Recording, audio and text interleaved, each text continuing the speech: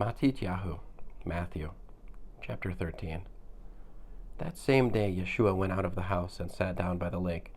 But such a large crowd gathered around him that he got into a boat and sat there, while the crowd stood on the shore.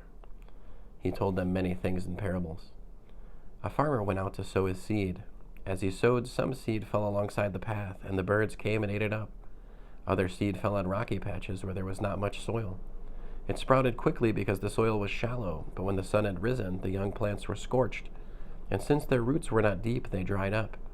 Other seed fell among thorns, which grew up and choked the plants. But others fell into rich soil and produced grain, 100 or 60 or 30 times as much as had been sown.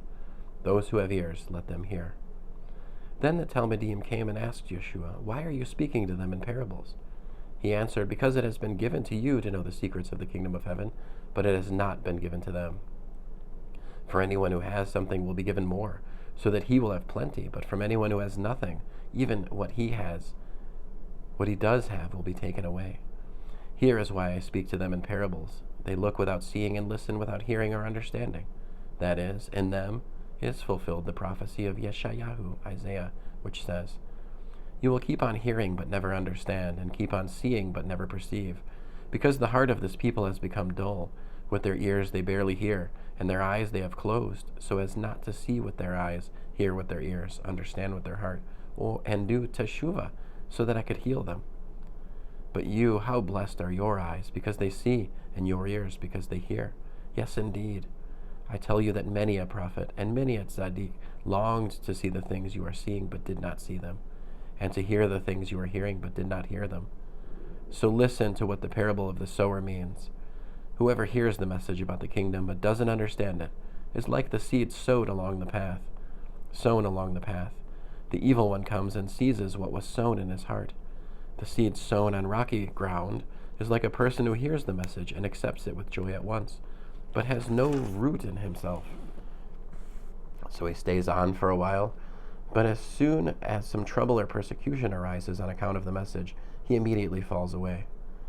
Now the seed sown among the thorns stands for someone who hears the message, but it is choked by the worries of the world and the deceitful glamour of wealth, so that it produces nothing.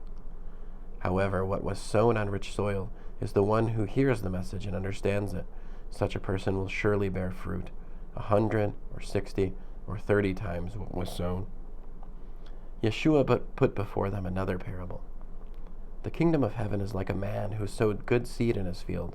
But while people were sleeping, his enemy came and sowed weeds among the wheat, then went away. When the wheat sprouted and formed heads of grain, the weeds also appeared.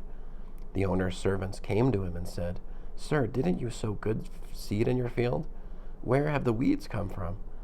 He answered, 'An enemy has done this.' The servants asked him, 'Then do you want us to go and pull them up?' But he said, 'No, because if you pull up the weeds, you might uproot some of the wheat at the same time. Let them grow together until the harvest, and at harvest time I will tell the reapers to collect the weeds first, and tie them in bundles to be burned, but to gather the wheat into my barn.'" Yeshua put before them another parable. "The kingdom of heaven is like a mustard seed, which a man takes and sows in his field. It is the smallest of all seeds, but when it grows up, it is larger than any garden plant and becomes a tree, so that the birds flying about come and nest in its branches." And he told them yet another parable. "The kingdom of heaven is like yeast that a woman took and mixed with a bushel of flour, then waited until the whole batch of dough rose." All these things Yeshua said to the crowds in parables. Indeed, he said nothing to them without using a parable. This was to fulfill what had been spoken through the prophet. "I will open my mouth in parables. I will say what has been hidden since the creation of the universe." Then he left the crowds and went into the house. His Talmudim approached him and said, "Explain to us the parable of the weeds in the field." He answered, "The one who sows the good seed is the Son of Man.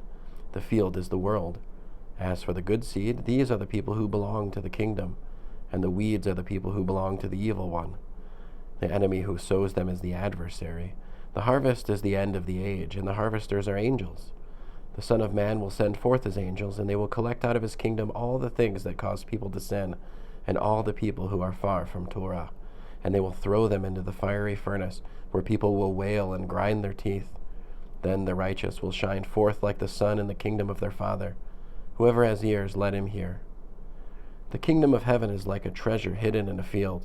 A man found it, hid again, then in great joy went and sold everything he owned and bought a field. Again, the kingdom of heaven is like a merchant on the lookout for fine pearls. On finding one very valuable pearl, he went away and sold everything he owned and bought it.